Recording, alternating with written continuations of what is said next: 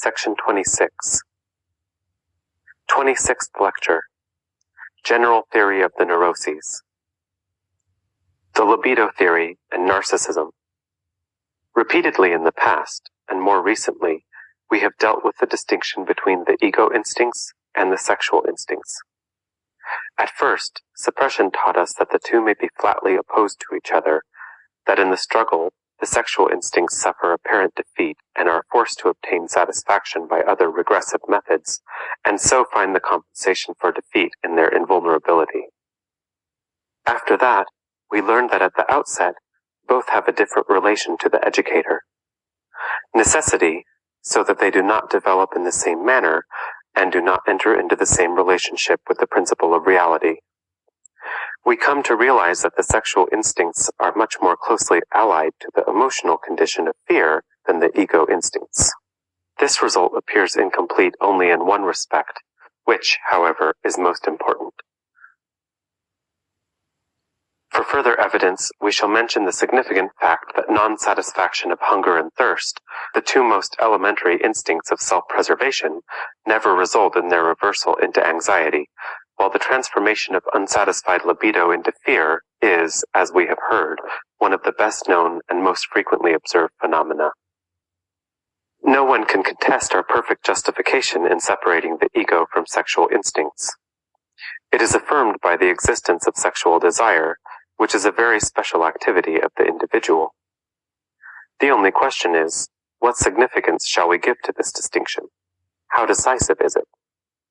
The answer will depend upon the results of our observations, on how far the sexual instincts, in their psychological and somatic manifestations, behave differently from the others that are opposed to them, on how important are the consequences which result from these differences.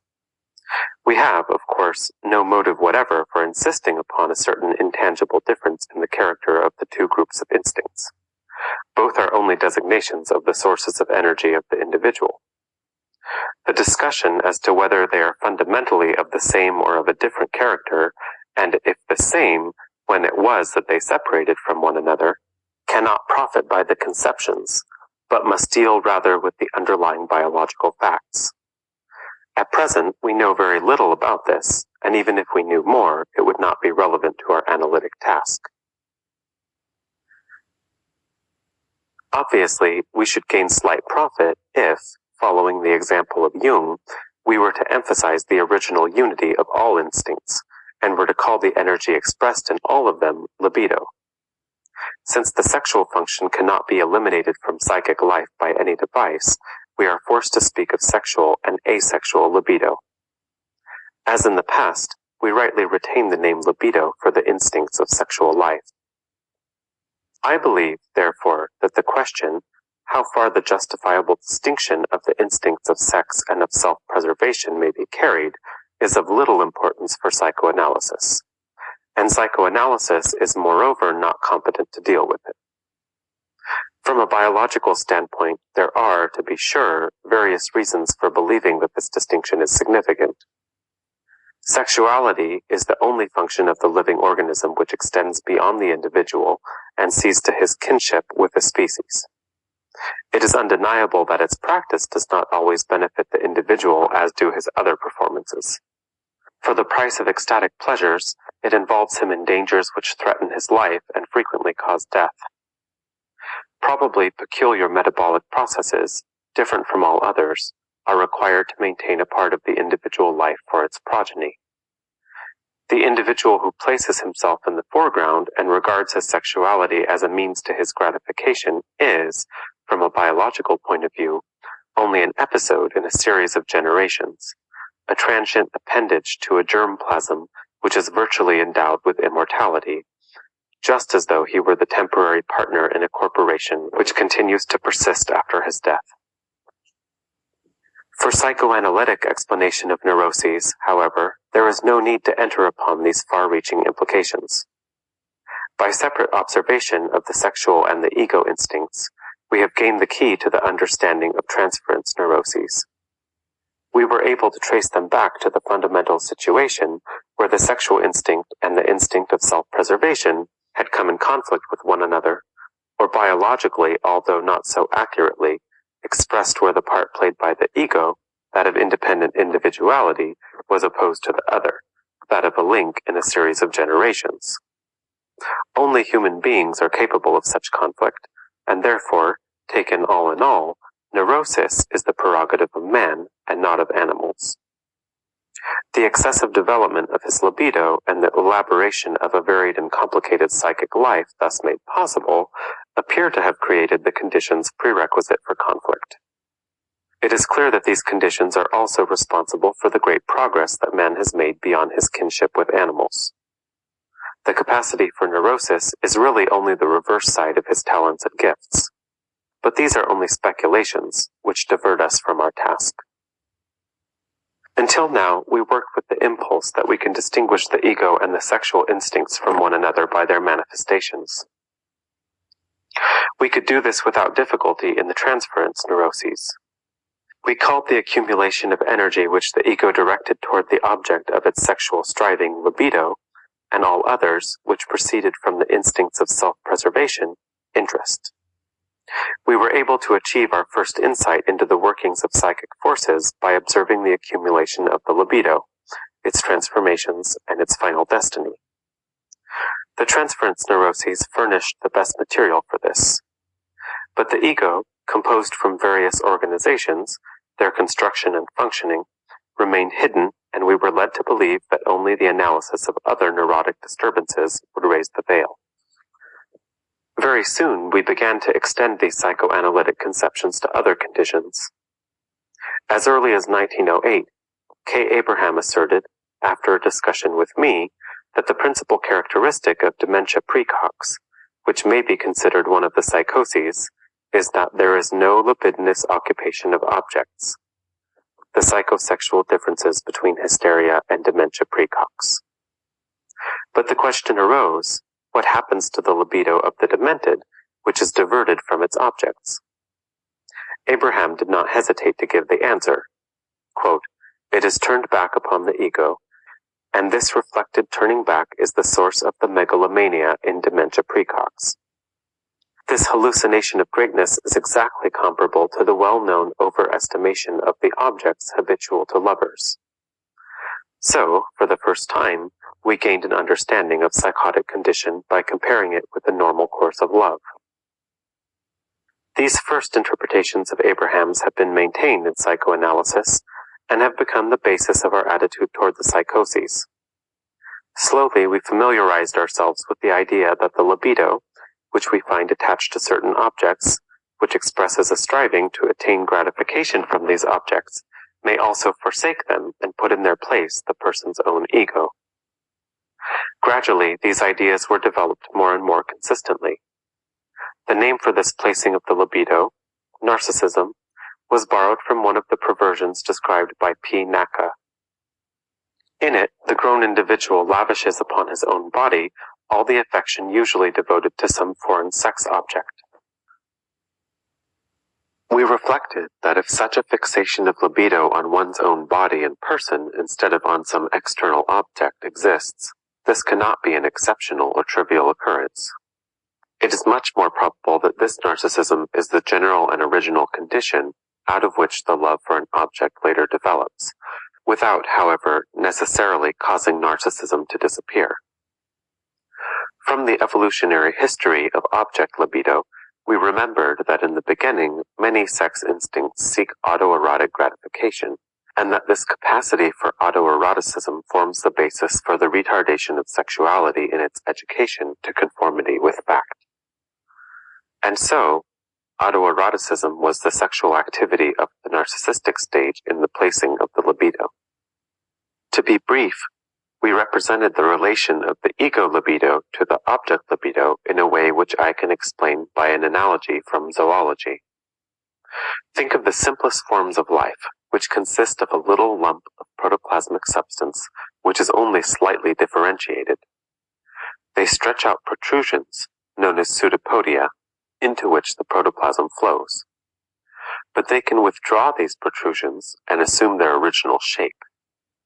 Now, we compare the stretching out of these processes with the radiation of libido to the objects while the central mass of libido can remain in the ego, and we assume that under normal conditions, ego libido can be changed into object libido, and this can again be taken up into the ego without any trouble.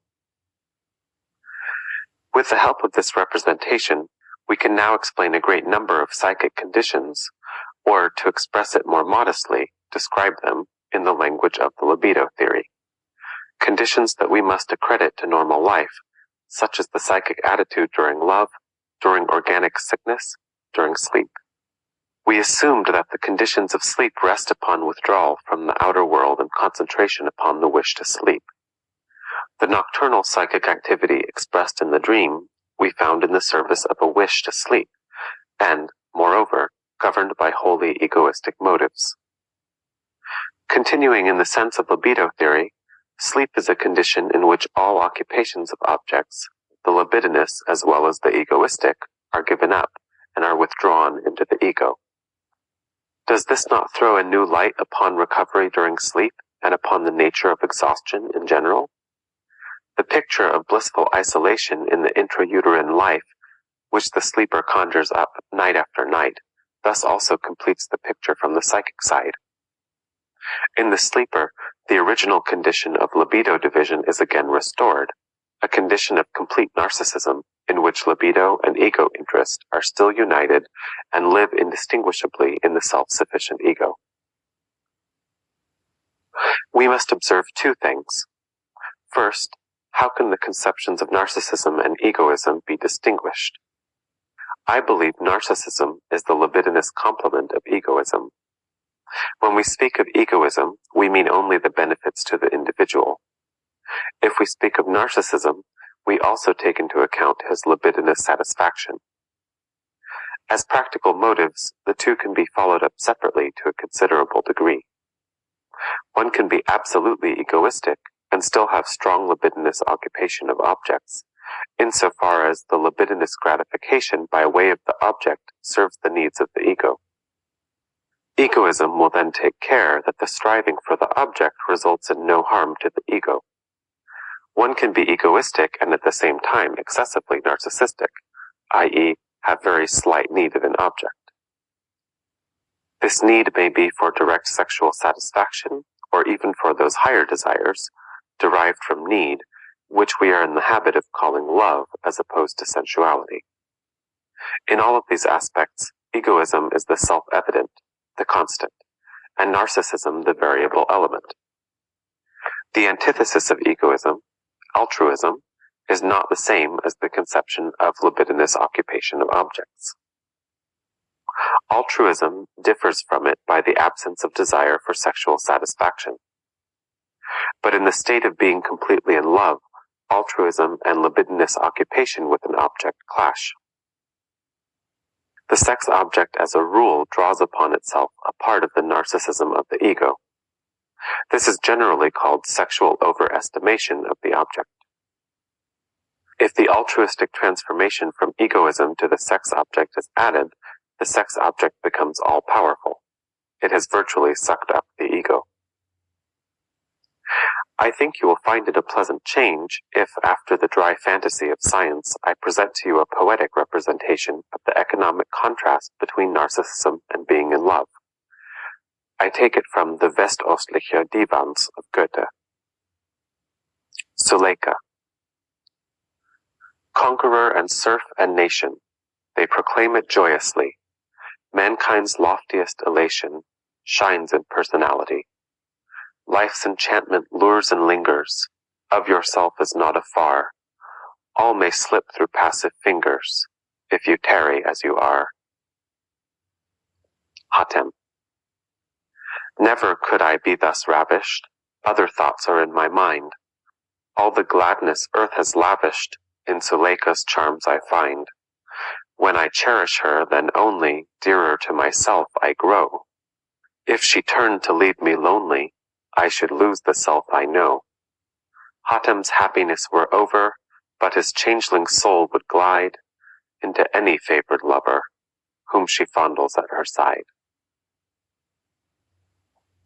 The second observation is supplementary to the dream theory.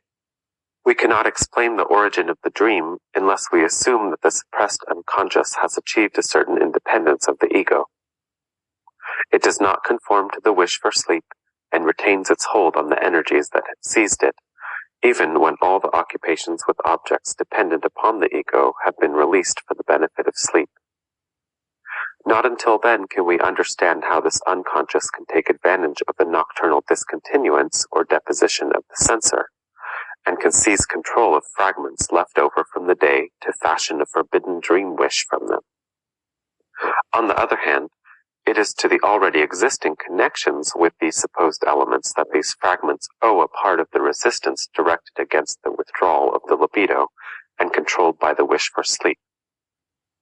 We also wish to supplement our conception of dream formation with this trait of dynamic importance.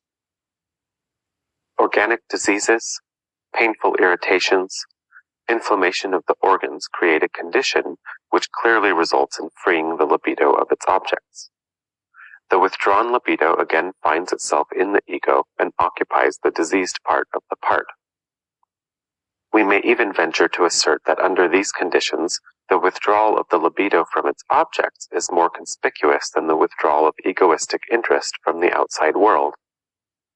This seems to open the way to an understanding of hypochondria, where an organ occupies the ego in a similar way without being diseased, according to our conception.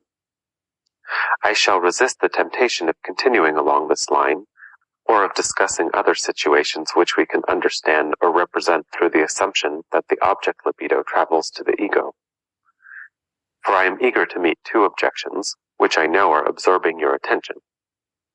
In the first place, you want to call me to account for my insistence upon distinguishing in sleep, in sickness, and in similar situations between libido and interest, sexual instincts, and ego instincts, since throughout, the observations can be explained by assuming a single and uniform energy, which, freely mobile, occupies now the object, now the ego, and enters into the services of one or the other of these impulses. And secondly, how can I venture to treat the freeing of libido from its object as the source of a pathological condition, since such transformation of object libido into ego libido, or more generally, ego energy, belongs to the normal, daily, and nightly repeated occurrences of psychic dynamics? The answer is, your first objection sounds good. The discussion of the conditions of sleep, of sickness, and of being in love would in themselves probably never have led to a distinction between ego libido and object libido, or between libido and interest. But you do not take into account the investigations from which we have set out, in the light of which we now regard the psychic situations under discussion. The necessity of distinguishing between libido and interest, that is, between sexual instincts and those of self-preservation, is forced upon us by our insight into the conflict out of which the transference neuroses emerge. We can no longer reckon without it. The assumption that object libido can change into the ego libido, in other words, that we must reckon with an ego libido, appeared to us the only possible one wherewith to solve the riddle of the so-called narcissistic neuroses, for instance, dementia praecox, or to justify the similarities and differences in a comparison of hysteria and compulsion. We now apply to sickness, sleep, and love that which we found undeniably affirmed elsewhere. We may proceed with such applications as far as they will go. The only assertion that is not a direct refutation of our analytic experience is that libido remains libido whether it is directed towards objects or toward the ego itself, and is never transferred into egoistic interest, and vice versa. But this assertion is of equal weight with the distinction of sex and ego instincts, which we have already critically appraised, and which we will maintain from methodological motives until it may possibly be disproved. Your second objection, too, raises a justified question, but it points in a wrong direction. To be sure, the retreat of object libido into the ego is not purely pathogenic. We see that it occurs each time before going to sleep, only to be released again upon awaking. The little protoplasmic animal draws in its protrusions, only to send them out again on a later occasion. But it is quite another matter when a specific, very energetic process compels the withdrawal of libido from the object. The libido has become narcissistic and cannot find its way back to the object, and this hindrance to the mobility of the libido certainly becomes pathogenic. It appears that an accumulation of narcissistic libido cannot be borne beyond a certain point. We can imagine that the reason for occupation with the object is that the ego found it necessary to send out its libido in order not to become diseased because it was pent up. If it were our plan to go further into the subject of dementia praecox, I could show you that this process which frees the libido from the object and bars the way back to them is closely related to the process of suppression and must be considered as its counterpart. But above all, you would recognize familiar ground, for the conditions of these processes are practically identical, as far as we can now see, with those of suppression. The conflict appears to be the same, and to take place between the same forces. The reason for a result as different as, for instance, the result in hysteria, can be found only in a difference of dispositions. The vulnerable point in the libido development of these patients lies in another phase, the controlling fixation, which, as you will remember, permits the breach resulting in the formation of symptoms, is in another place probably in the stage of primitive narcissism, to which dementia praecox returns in its final stage.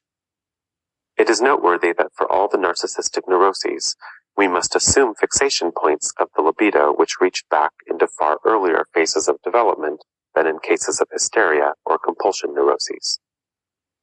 But you have heard that the conceptions obtained in our study of transference neuroses are sufficient to orient us in the narcissistic neuroses, which present far greater practical difficulties.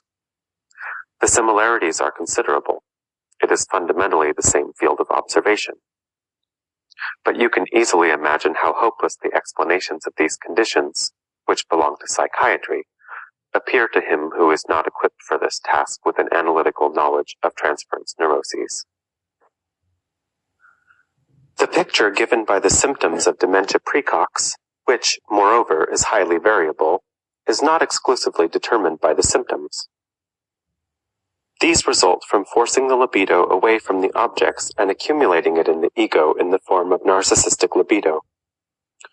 A large space is occupied by other phenomena which result from the impulses of the libido to regain the objects and so show an attempt toward restitution and healing. These symptoms are in fact the more conspicuous, the more clamorous. They show an unquestionable similarity to those of hysteria, or, less often, to those of compulsion neurosis, and yet they are different in every respect. It appears that in dementia praecox, the libido, in its endeavor to return to the objects, i.e., to the images of the objects, really captures something, but only their shadows. I mean, the verbal images belonging to them. This is not the place to discuss this matter, but I believe that these reversed impulses of the libido have permitted us an insight into what really determines the difference between a conscious and an unconscious representation. I have now brought you into the field where we may expect the further progress of analytic work. Since we can now employ the conception of ego libido, the narcissistic neuroses have become accessible to us.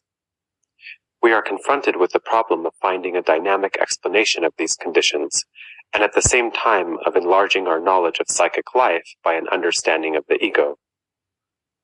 The ego psychology, which we strive to understand, must not be founded upon introspective data, but rather, as in the libido, upon analysis of the disturbances and decompositions of the ego. When this greater task is accomplished, we shall probably disparage our previous knowledge of the fate of the libido which we gained from our study of the transference neuroses. But there is still much to be said in this matter. Narcissistic neuroses can scarcely be approached by the same technique which served us in the transference neuroses. Soon you will hear why. After forging ahead a little in the study of narcissistic neuroses, we always seem to come to a wall which impedes progress. You know that in the transference neuroses, we also encountered such barriers of resistance, but we were able to break them down piece by piece. In narcissistic neuroses, the resistance is insuperable. At best, we are permitted to cast a curious glance over the wall to spy out what is taking place on the other side. Our technical methods must be replaced by others. We do not yet know whether or not we shall be able to find such a substitute. To be sure, even these patients furnish us with ample material. They do say many things, though not in answer to our questions, and for the time being we are forced to interpret these utterances through the understanding we have gained from the symptoms of transference neuroses. The coincidence is sufficiently great to assure us a good beginning. How far this technique will go remains to be seen. There are additional difficulties that impede our progress. The narcissistic conditions and the psychoses related to them can only be solved by observers who have schooled themselves in analytic study of transference neuroses. But our psychiatrists do not study psychoanalysis, and we psychoanalysts see too few psychiatric cases. A race of psychiatrists that has gone through the school of psychoanalysis as a preparatory science must first grow up.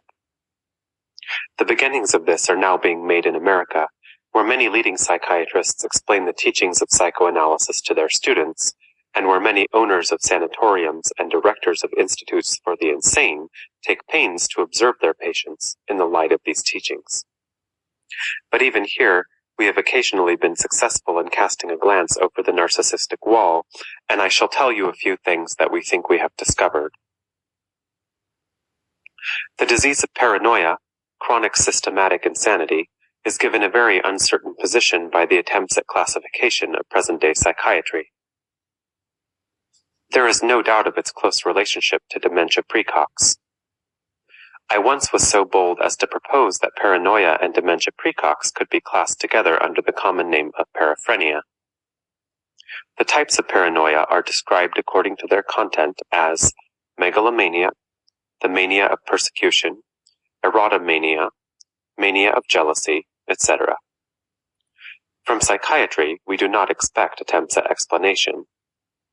As an example of such an attempt, to be sure an antiquated and not entirely valid example, I might mention the attempt to develop one symptom directly out of another by means of an intellectual rationalization, as the patient who primarily believes he is being persecuted draws the conclusion from this persecution that he must be an extraordinarily important personality and thus develops megalomania. In our analytical conception, megalomania is the immediate outcome of exaggeration of the ego, which results from the drawing in of libidinous occupation with objects, a secondary narcissism as a recurrence of the originally early infantile form. In cases of the mania of persecution, we have noticed a few things that lead us to follow a definite track. In the first place, we observed that in the great majority of cases, the persecutor was of the same sex as the persecuted. This could still be explained in a harmless way, but in a few carefully studied cases, it was clearly shown that the person of the same sex, who was most loved in normal times, became the persecutor after the malady set in. A further development is made possible by the fact that one loved person is replaced by another, according to familiar affinities, e.g., the father by the teacher or the superior. We concluded from such ever-increasing experiences that paranoia persecutoria is the form in which the individual guards himself against a homosexual tendency that has become too powerful. The change from affection to hate, which notoriously may take the form of serious threats against the life of the loved and hated person, expresses the transformation of libidinous impulse into fear, which is a regularly recurring result of the process of suppression. As an illustration, I shall cite the last case in which I made observations on this subject. A young physician had to be sent away from his hometown because he had threatened the life of the son of a university professor, who up to that time had been his best friend. He ascribed truly devilish intentions to his erstwhile friend, and credited him with power of a demon. He was to blame for all the misfortunes that had in recent years befallen the family of the patient, for all his personal and social ill luck. But this was not enough. The wicked friend and his father, the professor, had been the cause of the war and had called the Russians into the land. He had forfeited his life 1,000 times, and our patient was convinced that with the death of the culprit, all misfortune would come to an end. And yet his old affection for his friend was so great that it had paralyzed his hand when he had had the opportunity of shooting down the enemy at close quarters. In my short consultations with the patient, I discovered that the friendship between the two dated back to early school life. Once at least the bonds of friendship had been overstepped. A night spent together had been the occasion for complete sexual intercourse. Our patient never felt attracted to women, as would have been natural to his age or his charming personality. At one time he was engaged to a beautiful and distinguished young girl, but she broke off the engagement because she found so little affection in her fiancé. Years later, his malady broke out just at that moment when, for the first time, he had succeeded in giving complete gratification to a woman. When this woman embraced him, full of gratitude and devotion, he suddenly felt a strange pain which cut around his skull like a sharp incision. His later interpretation of this sensation was that an incision, such as is used to expose a part of the brain, had been performed upon him, and since his friend had become a pathological anatomist, he gradually came to the conclusion that he alone could have sent him this last woman as a temptation. From that time on, his eyes were also open to the other persecutions in which he was to be the victim of the intrigues of his former friend. But how about those cases where the persecutor is not of the same sex as the persecuted, where our explanation of a guard against homosexual libido is apparently contradicted? A short time ago, I had occasion to investigate such a case and was able to glean corroboration from this apparent contradiction. A young girl thought she was followed by a man with whom she had twice had intimate relations. She had, as a matter of fact, first laid these maniacal imputations at the door of a woman, whom we may consider as having played the part of a mother substitute in her psychic life. Only after the second meeting did she progress to the point of diverting this maniacal idea from the woman and of transferring it to the man.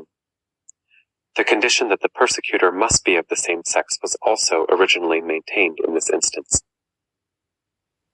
In her claim before the lawyer and the physician, this patient did not mention this first stage of her mania, and this caused the appearance of a contradiction to our theory of paranoia. Homosexual choice of object is originally more natural to narcissism than the heterosexual. If it is a matter of thwarting a strong and undesirable homosexual impulse, the way back to narcissism is made especially easy.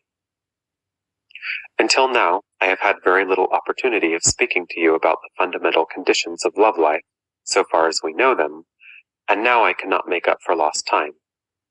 I only want to point out that the choice of an object, that progress in the development of the libido which comes after the narcissistic stage, can proceed according to two different types, either according to the narcissistic type, which puts a very similar personality in the place of the personal ego, or according to the dependent type, which chooses those persons who have become valuable by satisfying needs of life other than as objects of the libido.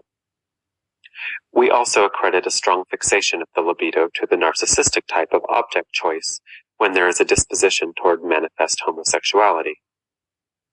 You will recall that in our first meeting of this semester, I told you about the case of a woman who had suffered from the mania of jealousy.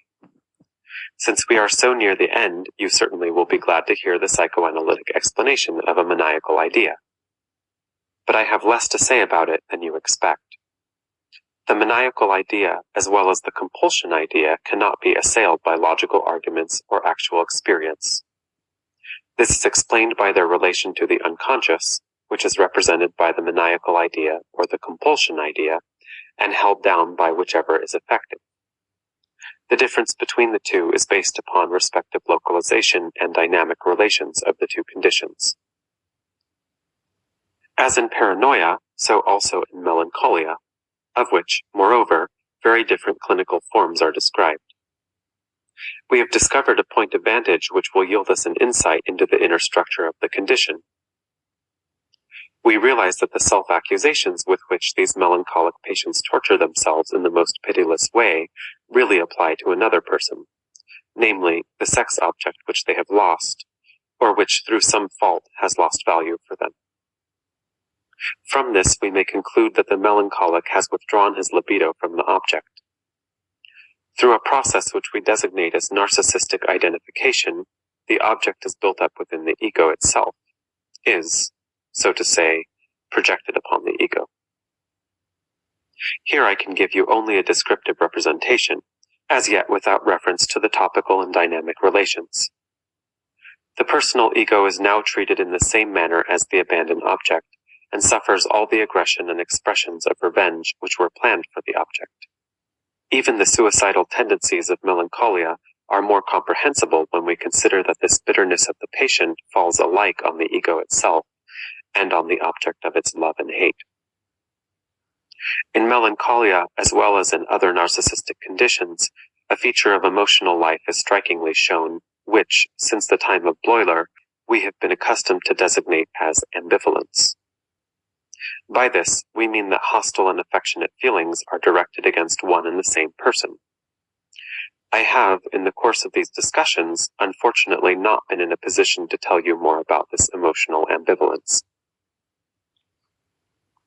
We have, in addition to narcissistic identification, an hysterical identification as well, which moreover has been known to us for a much longer time. I wish it were possible to determine clearly the difference between the two. Of the periodic and cyclic forms of melancholia, I can tell you something that you will certainly be glad to hear, for it is possible, under favorable circumstances, I have twice had the experience, to prevent these emotional conditions, or their antitheses, by means of analytic treatment in the free intervals between the attacks. We learn that in melancholia as well as in mania, it is a matter of finding a special way for solving the conflict, the prerequisites for which entirely coincide with those of other neuroses. You can imagine how much there still is for psychoanalysis to learn in this field. I told you, too, that we hope to gain a knowledge of the structure of the ego and of the separate factors out of which it is built by means of the analysis of narcissistic conditions. In one place, we have already made a beginning. From the analysis of the maniacal delusion of being watched, we concluded that in the ego there is really an agent which continually watches, criticizes, and compares the other part of the ego, and thus opposes it. We believe that the patient imparts to us a truth that is not yet sufficiently appreciated, when he complains that all his actions are spied upon and watched, all his thoughts recorded and criticized. He errs only in transferring this distressing force to something alien, outside of himself. He feels the dominance of a factor in his ego, which compares his actual ego and all of its activities to an ideal ego that he has created in the course of his development. We also believe that the creation of this ideal ego took place with the purpose of again establishing that self-satisfaction which is bound up with the original infantile narcissism, but which since then has experienced so many disturbances and disparagements. In this self-observing agent, we recognize the ego censor, the conscience. It is the same factor which at night exercises dream censorship, and which creates the suppressions against inadmissible wish impulses. Under analysis in the maniacal delusion of being watched, it reveals its origin in the influence of parents, tutors and social environment, and in the identification of the ego with certain of these model individuals. These are some of the conclusions which the application of psychoanalysis to narcissistic conditions has yielded us. They are certainly all too few, and they often lack that accuracy which can only be acquired in a new field with the attainment of absolute familiarity. We owe them all to the exploitation of the conception of ego libido, or narcissistic libido, by the aid of which we have extended to narcissistic neuroses those observations which were confirmed in the transference neuroses. But now you will ask, is it possible for us to succeed in subordinating all the disturbances of narcissistic conditions and the psychoses to the libido theory in such a way that in every case we recognize the libidinous factor of psychic life as the cause of the malady, and never make an abnormality in the functioning of the instincts of self-preservation answerable? Ladies and gentlemen, this conclusion does not seem urgent to me, and above all, not ripe for decision. We can best leave it calmly to the progress of the science. I should not be surprised to find that the power to exert a pathogenic influence is really an exclusive prerogative of the libidinous impulses, and that the libido theory will celebrate its triumphs along the whole line from the simplest true neurosis to the most difficult psychotic derangement of the individual. For we know it to be a characteristic of the libido that it is continually struggling against subordinating itself to the realities of the world. But I consider it most probable that the ego instincts are indirectly swept along by the pathogenic excitations of the libido and forced into a functional disturbance. Moreover, I cannot see any defeat for our trend of investigation when we are confronted with the admission that in difficult psychoses, the ego impulses themselves are fundamentally led astray. The future will teach us, or at least it will teach you. Let me return for one moment more to fear in order to eliminate one last ambiguity that we have left. We have said that the relation between fear and the libido, which in other respects seems clearly defined, does not fit in with the assumption that in the face of danger, real fear should become the expression of the instinct of self-preservation. This, however, can hardly be doubted. But suppose the emotion of fear is not contested by the egoistic ego impulse, but rather by the ego libido. The condition of fear is in all cases purposeless, and its lack of purpose is obvious when it reaches a higher level. It then disturbs the action, be it flight or defense, which alone is purposeful, and which serves the ends of self-preservation. If we accredit the emotional component of actual fear to the ego libido, and the accompanying activity to the egoistic instinct to self-preservation, we have overcome every theoretical difficulty. Furthermore, you do not really believe that we flee because we experience fear. On the contrary, we first are afraid and then take to flight from the same motive that is awakened by the realization of danger. Men who have survived the endangering of their lives tell us that they were not at all afraid, they only acted. They turned the weapon against the wild animal, and that was in fact the most purposeful thing to do. End of section 26.